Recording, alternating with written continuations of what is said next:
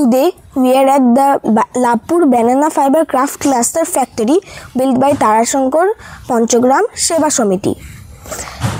As part of our school's participation in the Wipro Earthen Paryavaran Mitra program on sustainable waste management, we will learn how banana stems are innovatively processed into fibers and transformed into beautiful handicrafts.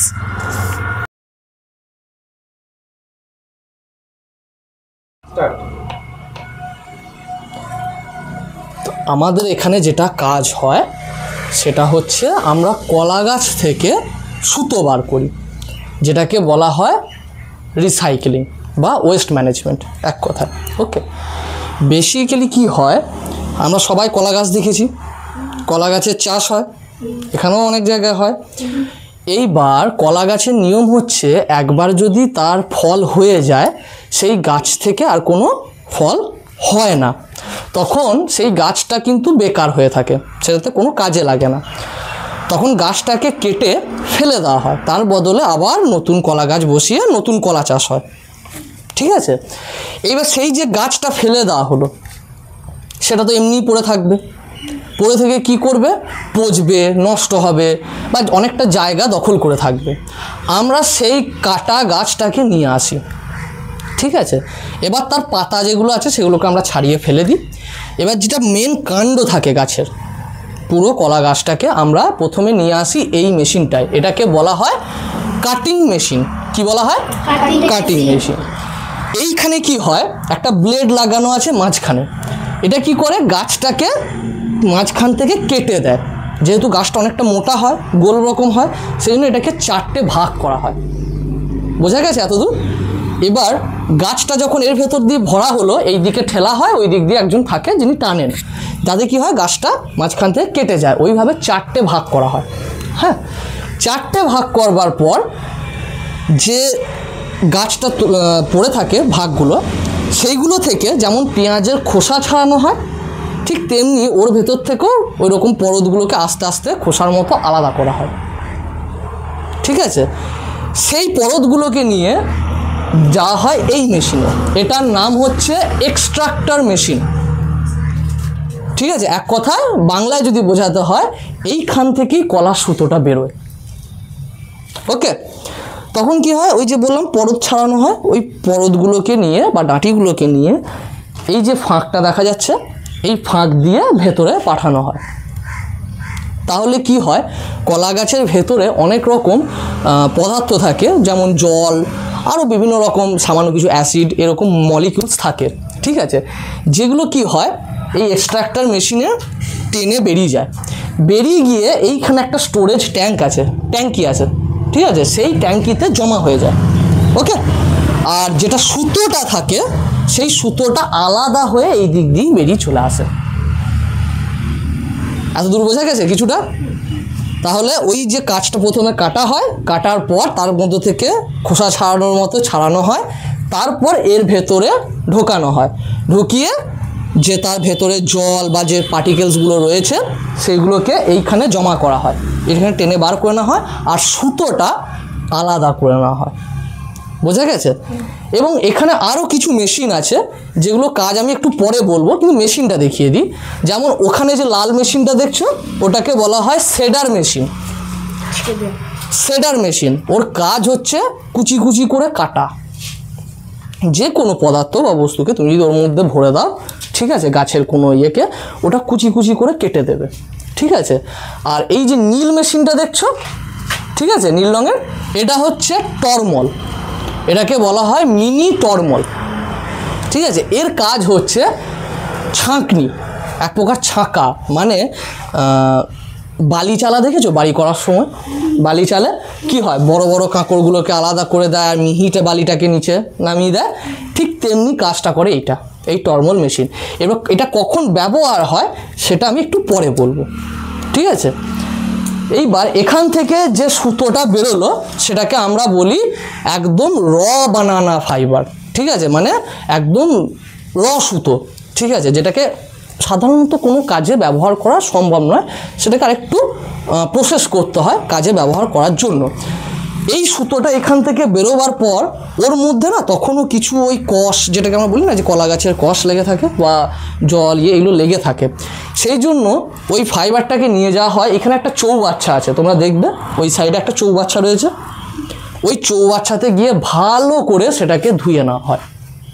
ভালো করে হাতে করে টিপে, যেমন জামা pant কাচি আমরা, ঠিক তেমনি ওই ফাইবারটাকে কেচে নেওয়া হয়। কেচে সেটাকে শুকোতে দেওয়া হয়, তবে গিয়ে ওখান থেকে মানে কাজে ব্যবহার করবার জন্য সুতো পাওয়া যায়। এতটুকু বোঝা গেছে? এবার এখানে একটা বিষয় আছে, সেটা হচ্ছে যে দুটো জিনিস। প্রথমত হচ্ছে এই যে কলা গাছ থেকে যে সুতোটা বেরোলো, একটা প্রসেস, কিন্তু এইখানে আমি একটা বলেছিলাম যে এখানে জলটা বা ওয়াটার পার্টিকেলসটা জমা হয়ে যাচ্ছে, কিছু যেগুলো কাজে লাগবে না। এইটাকেও কিন্তু ব্যবহার করা হয়। কি হিসাবে বলতে পারবে? এইটাকে পিছনে একটা চেম্বার আছে, ওই চেম্বারে আমরা ফেলে রাখি, যেখান থেকে সার তৈরি হয়, জৈব সার। আশা করি তোমরা সবাই পড়েছো বইয়ের মধ্যে জৈব সার, ওইটা থেকে জৈব সার হলো, ঠিক আছে। আর এই যে জলটাতে আমরা ওই ফাইবারটাকে যেটা ধুয়ে নিলাম, ওই জলটাও কিছু কিছু কীটনাশকের কাজ করে, একদম জৈব, ঠিক আছে, এবং সারেরও কাজ করে, দুটোরই কাজ হয়। কার মধ্যে কিছু অ্যাসিড পার্টিকেলস থাকে, সেই জন্য কীটনাশকের কাজ করে, এবং জলটার মধ্যে অনেক নিউট্রিশন থাকে বলে সেটা সারেরও কাজ করে, কিন্তু কিছু কিছু বিশেষ বিশেষ গাছের জন্য, সব বাড়ির জন্য কিন্তু নয়, ঠিক আছে। এইবার এইখানে একটা জিনিস বলে রাখি, এই যে ফাইবারটা আমরা পেলাম, ঠিক আছে, শুকোবার পর আমরা সেটাকে আর একটু কাজে লাগাই, আর একটু মেশিনের মধ্যে প্রসেস করি, ঠিক আছে। তারপর সেখান থেকে যেটা আমরা সুন্দর সুতো বলি, সেই সুতোটা তৈরি হয়। এবার তোমাদেরকে দেখাবো ওখানে নিয়ে গিয়ে, চলো। বলা হয় কাটার মেশিন।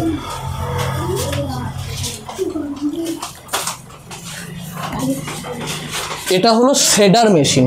এটাতে বিভিন্ন যে কোনো রকম জৈবিক পার্টিকেলস বলুন বা গাছের ডাল বলুন বা পাতা বলুন, এর মধ্যে দিয়ে যদি ফেলা হয় তাহলে সেটা ছোট ছোট টুকরোতে কেটে চলে আসে।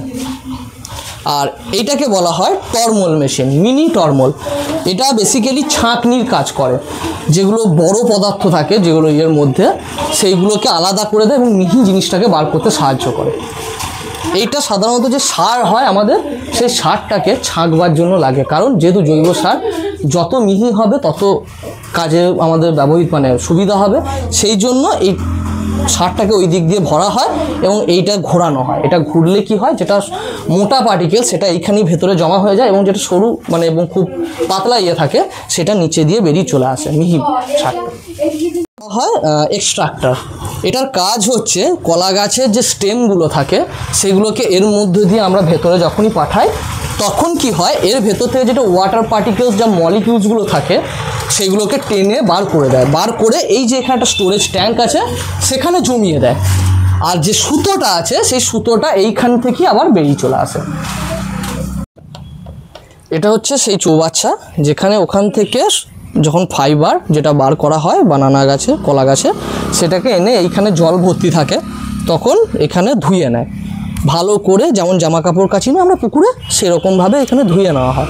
ধুয়ে নিয়ে এই যে তার আছে এই তারে মিলে দেওয়া হয়, রোদেই শুকোনো হয় এবং 24 ঘন্টার মধ্যেই সেটা শুকিয়ে যায়। এবার এখানে আর একটা জিনিস জেনে রাখার বিষয় আছে, এই যে কলা গাছ, এই কলা গাছ থেকে কত পরিমাণ সুতো বেরোতে পারে এটাও একটা কিন্তু ক্যালকুলেশন আছে। তো একটা পূর্ণবয়স্ক কলা গাছে, যেটা আমাদের এখানে সাধারণত দেখা যায়, পূর্ণবয়স্ক, এগুলো তো বাচ্চা, পূর্ণবয়স্ক যেগুলো কলা গাছ, সেখান থেকে একটা কলা গাছ থেকে 250 থেকে 300 গ্রাম সুতো বেরোয়, তার বেশি কিন্তু বেরোয় না। কিন্তু একটা পূর্ণ কলা গাছের ওজন কিন্তু কিছু না হলেও 80 থেকে 100 কিলো হতে পারে।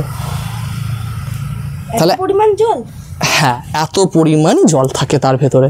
তাহলে 100 কিলো, 80 থেকে 100 কিলোর একটা কলা গাছ থেকে কত পরিমাণ সুতো বেরোচ্ছে? 200 থেকে 300 গ্রাম। বোঝা গেল? তার মানে পার্সেন্টেজ করলে কত দাঁড়াবে? অত্যন্ত কম। কত গ্রাম? 0.2%। কত গ্রাম? 200 গ্রাম। 200 গ্রাম। আর 80 কেজি ধরো, বা 100 কেজি, 80 বা 100 কেজি। 100 কেজি।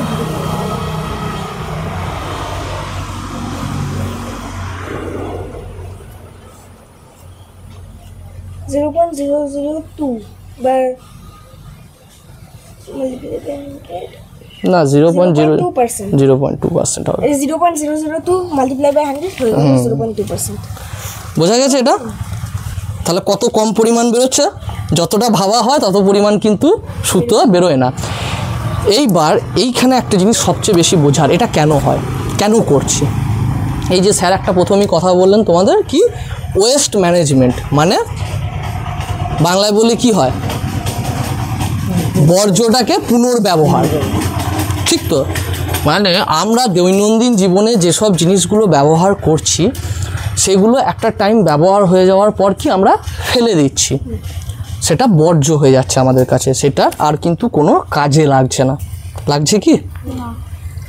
কিন্তু এই কলা গাছের একটাই জিনিস যে এটা সম্পূর্ণ কাজে লেগে যায়, পুনর্ব্যবহার হয়। কিভাবে হয়? ধরো যখন গাছটা কেউ লাগাচ্ছে চাষি, সে কিসের জন্য লাগাচ্ছে? চাষ করছে, সেখান থেকে ফলন পাবে, তাই তো? এবার তার জায়গায় যদি ধান বা গম লাগায়, সে হয়তো ফলন পেয়ে যাবে, কিন্তু তার যে ওই যে ভুসিটা পড়ে থাকে সেটা নষ্ট হয়, ঠিক তো? বা যেটাকে আমরা বলি খড়টা, এখন তো খড়টা কেটে বেরিয়ে চলে আসে, গরুতেও এখন আর খাচ্ছে না কো, তাই তো? সেটাও কি তাহলে পড়ে পড়ে নষ্ট হচ্ছে। কিন্তু কলা গাছের ক্ষেত্রে এই জিনিসটা আমরা যেটা করেছি, কলা গাছটাও প্রথমে কেটে ফলন হয়ে যাওয়ার পর পড়ে থাকতো, তার মানে কি ওটা বাজারে এক ধরনের বর্জ্য তৈরি করতো পরিবেশে, ঠিক তো? আমরা সেটাকে তুলে নিয়ে এসে সুতো বানাচ্ছি এবং যেটা তার ওয়াটার পার্টিকেলস বা যেটা পড়ে থাকছে সেটাকে দিয়ে সার বানাচ্ছি, তাহলে গোটা গাছটাই কিন্তু আমাদের কাজে লেগে গেল। পাতাটাও পর্যন্ত খাওয়ার প্লেটের সময় ব্যবহার হয়ে যাচ্ছে। তাহলে এটার মধ্যে এমন কিছু বস্তু পড়ে থাকলো কি যেটা নষ্ট হলো পড়ে থেকে? সম্পূর্ণটাই কাজে লেগে গেল, কোনো কিন্তু কিছু ফেলা গেল না। তাহলে এটা কি বলবো আমরা? ওয়েস্ট ম্যানেজমেন্ট বা বর্জ্যের পুনর্ব্যবহার। একদম বোঝা গেছে? চলো এবার তোমাদেরকে ওখানে দেখাবো। তাহলে ওখানে আমরা কি জানলাম যে ওখান থেকে কি তৈরি হচ্ছে, ফাইবার বা র সুতো তৈরি হচ্ছে, কিন্তু সেটাকে ব্যবহার করতে গেলে সেটাকে আরেকটু প্রসেস করতে হবে, ঠিক আছে? মানে আরেকটু মেশিনের মাধ্যমে আরেকটু ভালো বানাতে হবে, তবে গিয়ে সেটা দিয়ে কাজ হবে। তার জন্য ওই ফাইবারটা চলে আসে এইখানে, এটাকে বলা হয় sewing machine, hand sewing machine, ঠিক আছে? মানে এইখান থেকে এই মেশিনটাতে সুতো তৈরি হয়। এটা হচ্ছে প্রথমে প্যাডেলে করা যেত, এখনও হয় প্যাডেলে, কিন্তু আমরা এখানে মোটর লাগিয়ে দিয়েছি, এখন ওই জন্য প্যাডেলটা ইয়ে হয় না। এইখানে কি হয় যে র সুতোটা আছে সেটাকে আমরা এখান দিয়ে, এই যে ছোট্ট একটা লাইনের ফাঁক আছে না সামান্য, এইখানে তোমরা দেখতে পাবে একটু পর, তো সেইটা দিয়ে আমরা এইদিকে ভেতর দিয়ে ঢুকিয়ে দেওয়া হয়। আর এই যে এখানে যে মোটরটা আছে এটা কি হয়, এটা ঘোরে কনস্ট্যান্ট। আর যেসব দিদিরা আমাদের এখানে কাজ করে তারা হাতে করে ওই যে সুতোটা, যেটা র ফাইবারটা বেরিয়ে এলো, ওটা হাতেতে করে এরকমভাবে পাক খাওয়ায়, ঠিক আছে, আঙুলে করে, তবে গিয়ে এইখানে সুতোটা তৈরি হয় এবং এখানে সেই সুতোটা জমে, ঠিক আছে? সেই সুতো দিয়ে বিভিন্ন রকমের কাজ তৈরি হয়, যেমন মাদুরের, যেটা তোমরা মাদুর ইউজ করো সেরকম তৈরি হয়, ম্যাট তৈরি হয়, বিভিন্ন রকম শো পিস তৈরি হয়, বহু রকমের জিনিস তৈরি হয়। এখন যেমন দিদি ধরো ওই কাজটা করছে, এটা হচ্ছে বলা হয় ক্রাফট বা ঘরের শো পিস বানাচ্ছে একটা, ঠিক আছে? তার জন্য এখন কিন্তু দিদি ওখানে কি করছে বলো তো, ওটা কাগজ দিয়ে, ওটাকে বলা হয় ডাইস, মানে খাঁচা বা ইয়ে তৈরি করছে, যে ওর ওপরে সুতোটা লাগানো হবে। তার আগে যে বেস বা খাঁচা যেটা তৈরি হয় সেইটা দিদি এখন তৈরি করছে, ঠিক আছে? এর ওপর সুতোটা আস্তে আস্তে জড়ানো হবে, জড়িয়ে জড়িয়ে বাড়িতে লাগানোর বিভিন্ন রকম শো পিস তৈরি হবে, ওকে? এবং শুধু তাই নয়, শো পিসই নয়, ওইখানে আছে আমাদের লুম, মানে লুম বলছি তাঁত, ওই তাঁতে তৈরি হয় বিভিন্ন রকম ম্যাট বা মাদুর জাতীয় বস্তু, ঠিক আছে? কিভাবে হয় ওখানেও দেখাচ্ছি, চলো এসো। তো ওখানে কি বললাম আমরা, সুতো তৈরি হচ্ছে। সুতোটা কীরকম তৈরি হয়, এই রকম। এটা হচ্ছে কলা গাছের ফাইবার দিয়ে বানানো সুতো, যেটা দিদিরা ওইখানে ওই মেশিনে হাতে করে এরকমভাবে পাক খাইয়ে খাইয়ে তৈরি করে। হাতে নিয়েও দেখতে পারো, কোনো অসুবিধা নেই, ঠিক আছে? অনেকটা সে নারকেল দড়ির মতো বা ওই পাটের দড়ির মতো লাগছে না? আর একটু কলার গন্ধ বেরোচ্ছে। হ্যাঁ, তো সেই রকম হচ্ছে এটা জিনিস। এবার এই সুতোটা দিয়ে এইগুলোকে বলা হয় ম্যাট বা চাটাই বা অনেকে যে যেমন বলে, সেইগুলো তৈরি হয়। এই মেশিনটাকে বলা হয় তাঁত। ঠিক আছে, এই তাঁতের মধ্যে এই সুতো ভরে দিদিরা ওই চাটাইটা বা ম্যাটটা তৈরি করে। এখানে বিভিন্ন রকমের ম্যাট আছে। দেখো এইখানে একটা ম্যাট লাগানো আছে, এইখানে একটা ম্যাট সবুজ রঙের, ওখানে দেখো একটা লাল রঙের ম্যাট লাগানো আছে। ঠিক আছে, এইভাবে বিভিন্ন রকম ম্যাট তৈরি হয়। এবং এটা কিন্তু সম্পূর্ণ ম্যাট নয়, ঠিক আছে, বা এটা সম্পূর্ণ চাটাই নয়, এটা একটা তৈরি হলো নর্মাল। এরপর এখান থেকে কেটে সাইডে একটু ডিজাইন করে, ঠিক আছে, একটু সেলাই করা হবে আবার করে, যেটা বাজারে যে জিনিস বিক্রি হবে সেইটা তৈরি হয়। এতটুকু বোঝা গেছে? কার কি প্রশ্ন এবার শুনি।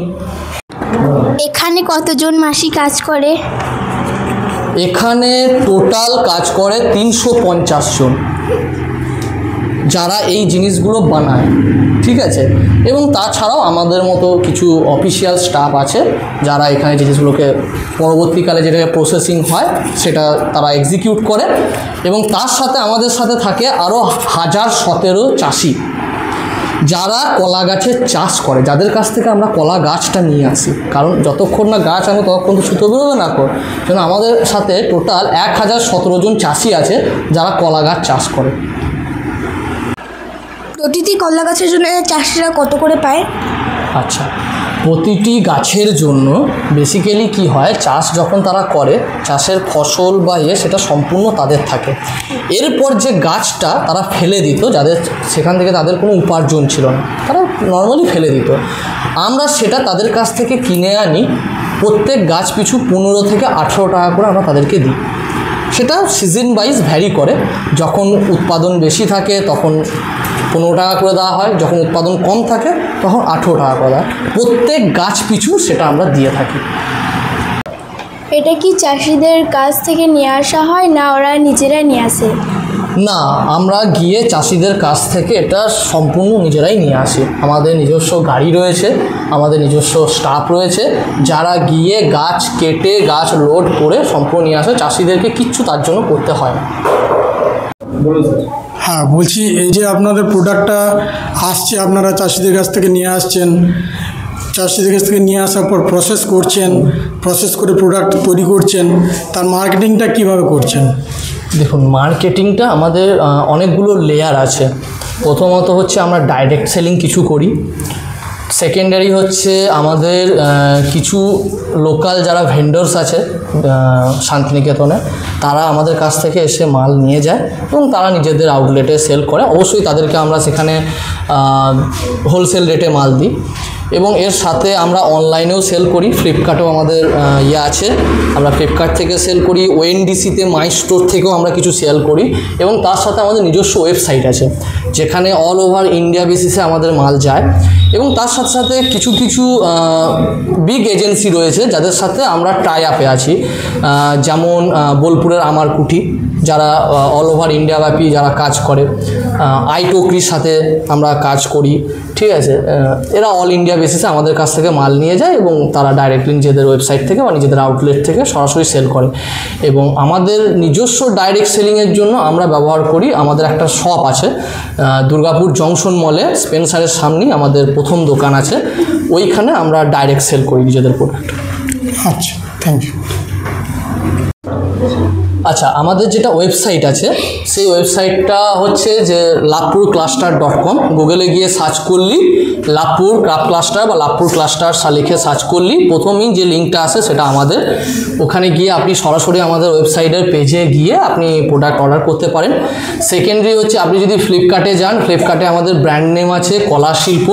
আপনি ফ্লিপকার্টে ডাইরেক্ট কলা শিল্প লিখে সার্চ করলে আমাদের প্রোডাক্টগুলো ভিজিবল হয়ে যাবে। এবং তার সাথে আছে ওএনডিসিতে আমাদের যেটা অর্গানাইজেশন আছে Tarashankar Panchagram producer company limited, বা আমাদের তার সাথে আর একটা ওয়েবপিও আছে যার নাম হচ্ছে সৌমারিয়া প্রডিউসার কোম্পানি লিমিটেড। সেখানে এই কোম্পানির নাম দিয়ে সার্চ করলেও আপনি কিন্তু এই প্রোডাক্টগুলো দেখতে পাবেন। এবং আপনি যদি আমাদের যে আউটলেটগুলো আছে সেখানে গিয়ে, বা যারা আমাদের কাছে মাল নেয় সেখানে যদি আপনি গিয়ে বলেন যে আমি কলা বানানা ফাইবারের প্রোডাক্ট নেবো, তাহলে সেক্ষেত্রে খুব চট করেই তারা আমাদের প্রোডাক্টগুলোকে আইডেন্টিফাই করতে পারবেন, কারণ অল ওভার ওয়েস্ট বেঙ্গলে আমরাই প্রথম যারা এই কাজ করছি।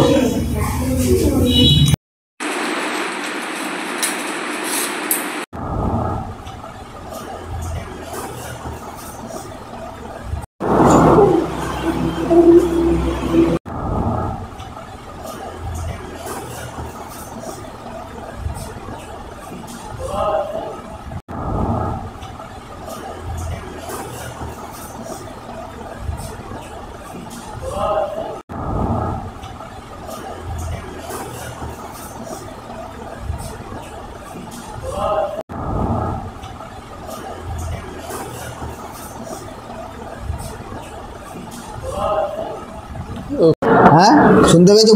সবাই বুঝতে পারছো? তাহলে আমি হচ্ছে, আমার নাম শ্যামল সরকার, আমি এই সংস্থার সম্পাদক। ঠিক আছে, এবার তোমরা তোমাদের একে একের নাম, কোন ক্লাসে পড়ো, কোন স্কুলে, এইটুকু বলবে। ঠিক আছে?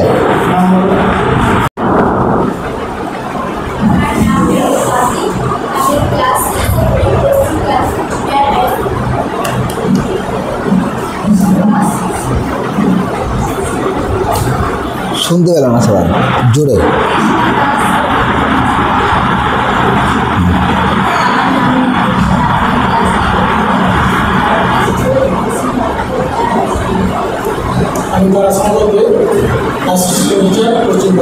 নমস্কার। আচ্ছা, আজকে তোমরা যে এই ক্লাস্টারে আজকে এসেছো, এটা হচ্ছে একটা ব্যানানা ফাইবার ক্লাস্টার। এইটা আমরা 2014 থেকে শুরু করেছিলাম। প্রথম কি করে মাথায় এসেছিল যে চাষিরা যে সমস্ত কলা গাছ এগুলো লাগায়, সেইগুলো ফসলটা হয়ে যাওয়ার পরে সেইটা যে ওয়েস্ট, মানে পড়ে যাওয়া যে অংশটা, সেইটা কি করে সরাবে বা তার জন্যে লেবার কোথা থেকে পাবে, এটা একটা খরচ সাপেক্ষ ব্যাপার হয়ে যেত। তাই সেইটাকে কম করার জন্যে আমরা একটা চেষ্টা করেছিলাম যে ওই যে ফেলে দেওয়া জিনিসগুলো, সেইগুলো থেকে কি করে একটা ইনকামের জায়গা তৈরি করা যায়। ঠিক আছে, তাহলে সেইখান থেকে আমরা কিছু অর্থকরী জিনিস তৈরি করতে পারব। সেই থেকেই আমাদের এই প্রচেষ্টাটা, এবং আজ পর্যন্ত এটা চলছে। আগামী দিনে আরও এটা ডেভেলপ করে আরও ভালো ভালো জিনিস তৈরি করার দিকে আমরা যাচ্ছি। তোমাদের কোশ্চেন এবার, আমরা এই যে ব্যানানা ফাইবারটাকে, ব্যানানার যে স্টেম মানে কলার যে গদিটা আমরা নিয়ে আসি, সেটাকে নিয়ে আসার পরে এখানে 3 ধরনের মেশিন আছে।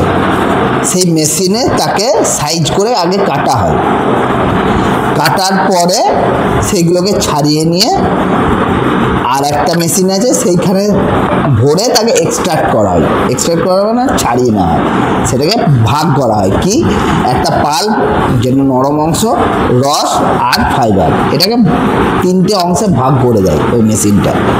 এটা হচ্ছে মেথড বা প্রসেস। বোঝা গেছে? তোমরা বুঝতে পেরেছো? বোঝা গেছে? এবার সেকেন্ড হচ্ছে কোয়ান্টিটি। একটা গাছ, যেটা পূর্ণবয়স্ক গাছ, যেটা কলা ধরে যাচ্ছে, কলা না ধরা গাছকে তো কেটে আনা যাবে না, কোনো চাষি দেবে না। যে গাছটা কলা হয়ে যাচ্ছে, সেই ধরনের গাছ একটা যদি আমরা এখানে নিয়ে আসি, নিয়ে আসার পরে সেটাকে এক্সট্রাকশন করলে শুকনো অবস্থায় আমরা একটা পূর্ণবয়স্ক গাছ থেকে 250 থেকে 300 গ্রাম ফাইবার পাবো। কত? 250 থেকে 300 শুকনো। ঠিক আছে? ট্রেনিং, এখানে টাইম টু টাইম বিভিন্ন ধরনের ট্রেনিং আমাদের আর্টিজানদের করানো হয়। সামনেই একটা পোস্টার তোমরা দেখতে পেয়েছো, এইদিকে দেখো। এটা অন্যান্য স্টেট থেকেও আর্টিজানরা এসেছিলো, আমাদের আর্টিজানরা ছিল। তাদের মধ্যে আইডিয়ার আদান প্রদানের একটা ওয়ার্কশপ এখানে তৈরি করা হয়েছিল। এই ধরনের বিভিন্ন ট্রেনিং বিভিন্ন টাইমে, কখনো ফ্লিপকার্টের সঙ্গে, কখনো অ্যামাজনের সঙ্গে, কখনো আদার স্টেটের অন্য এজেন্সির সঙ্গে কোলাবোরেশন করে বিভিন্ন ট্রেনিং গোটা বছরই বিভিন্ন টাইমে চলতে থাকে আমাদের ক্যালেন্ডার। ডাইরেক্ট ব্যানানা ফার্মিংয়ের সঙ্গে যুক্ত আছে 1017টা ফার্মার, 1017 ফার্মার যুক্ত আছে যারা ব্যানানা ফার্মিংটা করছে। আর আর্টিজেন যুক্ত আছে 525 জন। কেউ টেলারিং করছে, কেউ ক্রাফট তৈরি করছে। ড্রেস মেটেরিয়ালের ট্রেনিংটাও অলরেডি হয়ে গিয়েছে। ড্রেস মেটেরিয়াল বলতে ছেলেদের জামা, মেয়েদের স্কার্ট, এগুলো, হ্যাঁ, টপ, এগুলো ট্রেনিং হয়েছে, কিন্তু প্রোডাকশনটা আমরা এখনো শুরু করতে পারিনি। ওমেন এম্পাওয়ারমেন্ট, টোটালটাই ওমেন এম্পাওয়ারমেন্ট। যে সমস্ত জিনিসগুলো তৈরি হয় ফার্মিং ছাড়া, সমস্তটাই মেয়েরাই এখানে কাজ করে। প্রোডাক্ট বলতে এখনো পর্যন্ত আমাদের এখানে 35 প্রোডাক্ট আমরা লঞ্চ করতে পেরেছি। 35 ধরনের, বিভিন্ন ধরনের ক্রাফট, ব্যাগ, জুয়েলারি বক্স, মেয়েদের পার্স, এই সমস্ত নিয়ে 35 ধরনের জিনিস আমরা তৈরি করতে পেরেছি, যেটা ফ্লিপকার্ট বা মিশো বা ওএনডিসিতে গেলে আমরা এগুলো আপনারা পারচেজও করতে পারেন সেখানে অনলাইনে। মার্কেট বলতে এখন আমাদের ইন্টারস্টেট যে সমস্ত ফেয়ার হয় সেই মেলাগুলোতে অংশগ্রহণ করা, আর B2B মানে হোলসেল মার্কেট, যেটা বাইরের কিছু লোকের সঙ্গে ডাইরেক্ট আমাদের চ্যানেল আছে, সেখানে আমরা প্রোডাক্টগুলো দিই, তারা ডাইরেক্ট নিয়ে নেয়, তারা নিজেদের মতন বিক্রি করে, আর অনলাইন প্ল্যাটফর্ম থেকে বিক্রি হয়। এছাড়া দুর্গাপুরের জংশন মলে আমাদের নিজস্ব একটা আউটলেট করা আছে। এই যেমন এই স্পেসটা আছে, এইরকম 10x10-এর একটা আউটলেট নেওয়া আছে, যেখান থেকে আমাদের প্রোডাক্টগুলো সেখানে বিক্রি হয়। ইনকাম বলতে এখনো পর্যন্ত আমাদের মেয়েদের ইনকাম আমরা সেইভাবে বলতে পারবো না যে তারা 20,000 টাকা ইনকাম করছে, কিন্তু তারা মিনিমাম যে ইনকামটা 3 থেকে 7,000 টাকা ভ্যারি করে, কেউ 3,000 টাকাও করছে। মানে এখানে ইনকামটা হয় কন্ট্রাকচুয়াল, আমি যতগুলো জিনিস তৈরি করতে পারবো সেই অনুসারে সে মজুরি পাবে। এই অনুসারে কেউ 3,000 টাকা ইনকাম করছে, কেউ 7,000 টাকা ইনকাম, 3 থেকে 7,000 টাকা মেয়েদের ইনকাম এখানে আছে। সাস্টেনেবিলিটির ব্যাপারটা, এটা একটা বিশাল ব্যাপার। 1 বছর 2 বছর বা 3 বছর প্রজেক্ট পিরিয়ডে যদি আমরা দেখি, সেটা তো আমরা দেখাবোই যে আমাদের মেয়েরা কাজ করছে, তারা ইনকাম করছে। আমরা যদি এটাকে আরও 10 বছর আরও ভালোভাবে নিয়ে যেতে পারি, প্রোডাক্ট ডাইভার্সিফিকেশন করে, যে আরও যে সমস্ত প্রোডাক্ট আছে সেগুলোকে রেখে যদি আমরা নিয়ে যেতে পারি, তাহলে দেখা যাবে যে বলতে পারবো যে আমরা সাস্টেনেবিলিটির জায়গায় এসেছি। ফিউচার প্ল্যান বলতে আমাদের ফিউচার প্ল্যান হচ্ছে আমরা পুরোপুরি গার্মেন্ট সেকশনে ঢুকতে চাইছি। শাড়ি বা শার্ট ছেলেদের, এই সমস্ত জিনিস প্রোডাকশন আমরা পুজোর পর থেকেই শুরু করতে পারবো, এই ধরনের একটা আশা আমরা রাখছি। কারণ আমাদের মেশিন যেগুলো ডেলিভারি হওয়ার সেগুলো অলরেডি চলে আসবে। এই যে আমরা ব্যানানার যে রসটা ফেলে দিচ্ছি, এইটাকে আরও কীভাবে ইউজ করা যায় সেইভাবে চিন্তাভাবনা চলছে। আর ব্যানানা পাল্প দিয়ে আমাদের হ্যান্ডমেড পেপার তৈরির সমস্ত, মানে এটাও আমাদের কাজটা চলছে বিশ্বভারতীর সঙ্গে কোলাবোরেশন, বিশ্বভারতী শিল্প সদনের সঙ্গে। তা ওটাও অনেক দূর এগিয়ে গিয়েছে। তা এইটা এখনো পর্যন্ত ফিউচার প্ল্যান।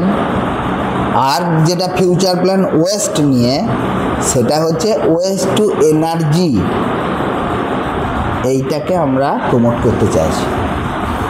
ঠিক আছে, ফার্মারদেরকে অ্যাওয়ারনেস দেওয়া যে আমরা যেটা ফেলে দিচ্ছি সেটা ওয়েস্ট নয়, সেটা ওয়েলথ। আর এইটাকেই যদি আমরা সংগ্রহ করে ঠিকঠাক রাখতে পারি তাহলে আমরা আগামী দিনে আরও বড় এনার্জি বা বড় জিনিস, ভালো জিনিস তৈরি করতে পারবো। এটা হচ্ছে তারাশঙ্করের ফিউচার প্ল্যান। ডিটেলসে আর এর থেকে ফিউচার প্ল্যান আর কিছু এখন বলা যাবে না, সেই জন্যই এইটুকু।